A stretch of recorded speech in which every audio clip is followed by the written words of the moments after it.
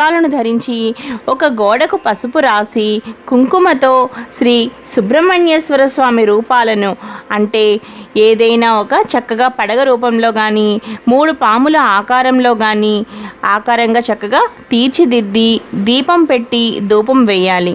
ఆ తరువాత మనం ఇంట్లో తయారు చేసుకున్న ఈ పుట్టకు చక్కగా మనం పసుపు కుంకుమతో అలాగే గంధంతో అర్చించాలి. ఆ తరువాత సుబ్రహ్మణ్యేశ్వర స్వామికి పెట్టవలసిన నైవేద్యం ఏమిటి అంటే చిమ్మిలిని అలాగే చలివిడిని తప్పనిసరిగా నైవేద్యం పెట్టాలి. తప్పనిసరిగా చిమ్మిలి చలివిడి అనేవి నాగుల చవితిలో ముఖ్యమైన నైవేద్యాలు కాబట్టి తప్పనిసరిగా ఈ 2 నైవేద్యాలను పెట్టాలి.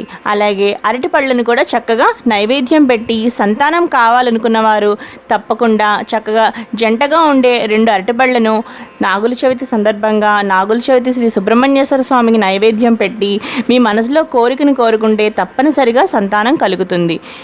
ఈ విధంగా మనం చక్కగా నైవేద్యాన్ని పెట్టిన తర్వాత మనం తయారు చేసుకున్న పుట్టపై అలా కొంచెం కొంచెంగా చిమ్మిలి చలివిడి తీసుకుని 3 సార్లు ఈ విధంగా చెప్పుకుంటూ అంటే ఎలా అంటే నడుం తొక్కితే నావాడనుకో పడగ తొక్కితే పగవాడనుకో చీకటి మాటన తిరిగేవాళ్ళం రక్షించు కాపాడు శ్రీ సుబ్రహ్మణ్యేశ్వర స్వామి అని ఈ విధంగా 3 సార్లు చెప్పుకుంటూ చక్కగా ఆ చిమ్మిల్ని చలివిడిని అలా నాగుల చవితి రోజున మనం ఇంట్లో తయారు చేసుకున్న శ్రీ సుబ్రహ్మణ్యేశ్వర స్వామి ఆ పడగలపై అలా గోడకు పెట్టాలన్నమాట.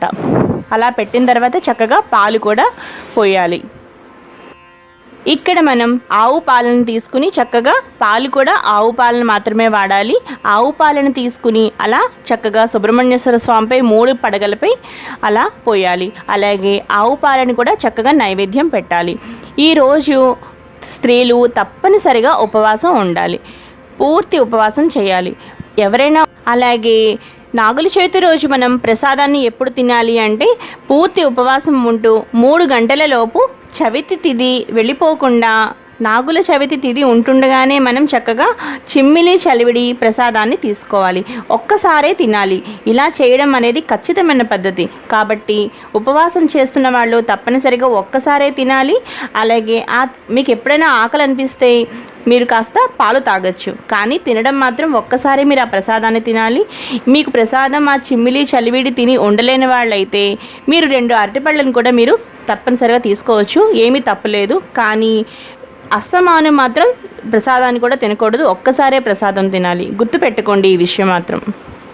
మరి ఏ ఇతర పళ్ళను తీసుకోకూడదు. మీరు తినేటప్పుడు ప్రసాదంతో పాటు ఒక్కసారే అరటిపళ్ళు తినండి. దానితో పాటు